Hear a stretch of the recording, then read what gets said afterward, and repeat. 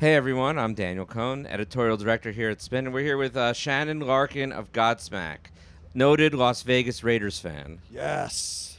So we're here today at Yes. Louder Than Life, and Godsmack goes on soon, but we're here to talk about a different topic, though. You've been very open about rehab and recovery, and it's a lot of the fans, it's stuff that they find very inspiring. And, you know, the old saying in music is sex, drugs, and rock and roll. How have you found your sobriety changes your relationship to your music or your fans?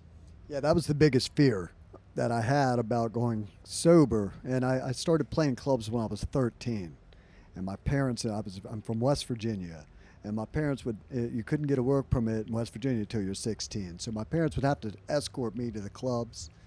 And about the time I turned 15, my band was big enough to start packing all the clubs, and all the club owners back then, this is in the late 70s, early 80s, and so they started saying, yeah, your parents don't have to come anymore. So I started drinking, when I was probably 14 or 15. And then my band, it was called Wrathchild America back in the day, and it, went on for 6 years. We got signed to Atlantic. So my literal touring career started at 15, 16 years old, and I drank ever since then, and I was enabled. So for like 30 years, I was literally, I drank every day, and it became to me a part of the rock and roll, part of the business, and especially when I got in Godsmack, and then, it was a success thing for me, and all the other previous bands had never had this level of success. Now in Godsmack, now you're enabled, like you get anything you want, really, anytime you want, right? And I took full advantage of it, and then later I started thinking like it's a party that we're hosting, right? Every concert we have is a party that we're hosting. And then backstage, we'd have 50 people backstage every night, and I'd be the guy pouring shots. Come on, everybody. And so, like, I'm the host of the party. And so, when I started having issues with my alcoholism, blackouts, and wrecking a Harley, and all these horrible things that happen to us alcoholics, I started thinking, well, I have nothing to fall back on. I've played drums. I've done music all my life. And so what am I going to do if I can't party and be the guy? How am I going to even exist in this world that I've made for myself? And so it was rehab. I ended up, and I wasn't a person that even really believed in head shrinks or what, you know what I mean? I was kind of against it even. But after having feeling like I was going to die if I didn't quit, you know, um, I went for it. And then I learned in rehab, it was Recovery Unplugged.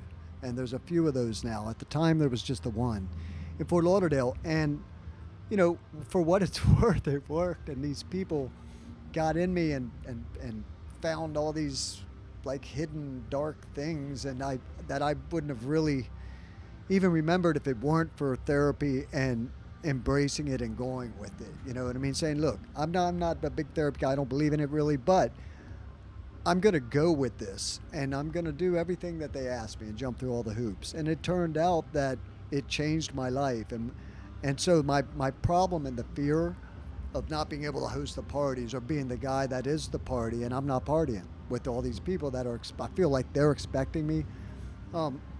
It was that happiness is within. It sounds so simple, right?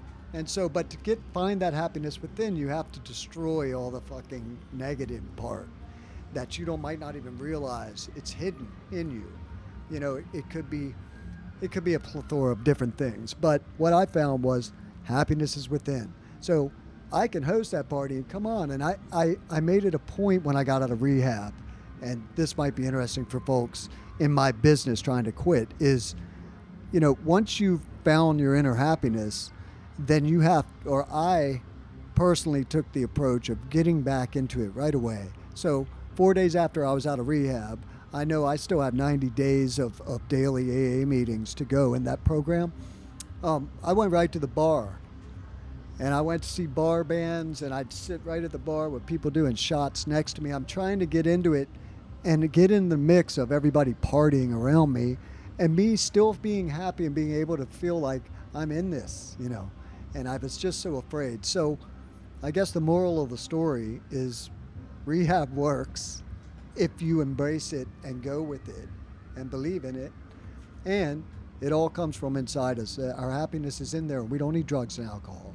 It's just incredible that you just put it so simply about how you just need to unlock that happiness and figure it out, because that is seems like it's at the root of all, not all, but of addiction, is just not being able to get your trauma out. And then when you're able to unlock it, it's like, I'm good. It's Yeah, like, once you get it, like after the first year, I'm 7.5 years, by the way. And after the first year, it was like I haven't felt any different for the last 6.5 years. Like it was the first year that was tough with all these internal struggles and finding the happiness. Spirituality is a big part of it also. And one interesting thing they taught me at Recovery Unplugged was, there was this one guy who was atheist in there, and he really had no spirituality. And we would do these things once a week. They would take us to the ocean, and we could do yoga on the beach and stuff like that. It was just like get away from the rehab center. And this one dude that was atheist realized when the what are you, because a psychiatrist or the woman there, Cheryl Emery, she said, look, it doesn't have to be God or Buddha or Jesus, whatever it is. It's just, it can be anything that you feel is a greater power than you. And that's what you have to realize. And so this dude was on the beach and saw the ocean, and he ran out in the beach. And every time you try and get farther out, these big waves are crashing back. And so this power, so the ocean became his like spiritual thing, this thing that's greater than him. I mean, that could, basically dictate that you're not the end all be all. You're just the fingernail of this giant organism that's God. It could be the ocean, it could be that lamp. But make your own God if you don't believe in a God. But you have to have some kind of higher power that's greater than yourself to be able to beat yourself. If that makes sense. it definitely makes sense. So, were there times before you went to rehab that you knew that there was something wrong and that you had to make a change but didn't?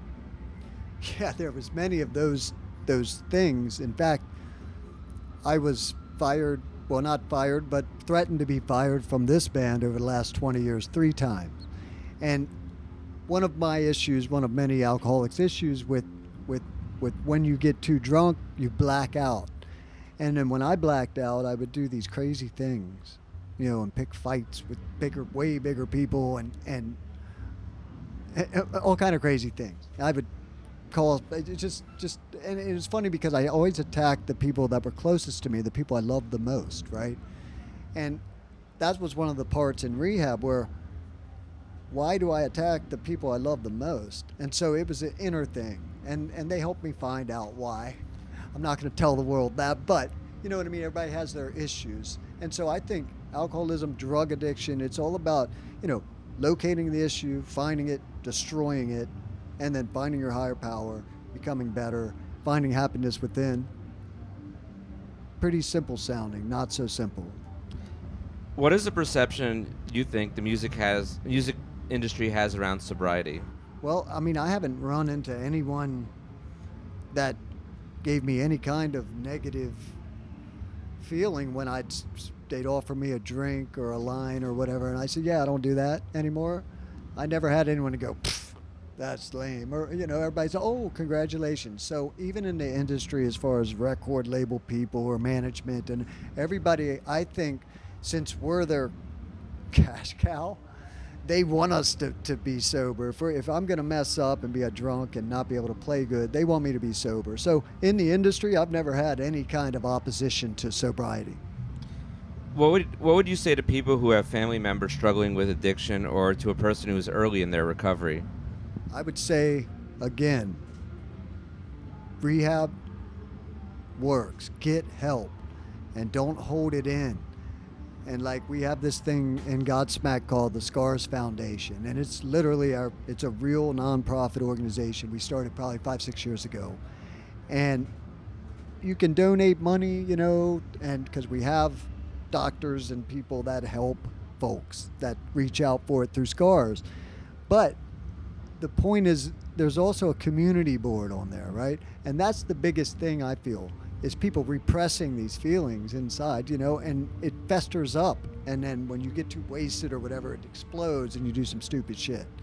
So I feel like if you go online and find, it doesn't have to be scars, but we do have a community there, and you'll find like-minded folks that are like you, and these folks are trying to help because they've been through the rough. You know what I mean? So they will be, well, I tried this, and then now you're in a community with 20 different people with your same addiction or problems, issues, and all these different ways that they got through it.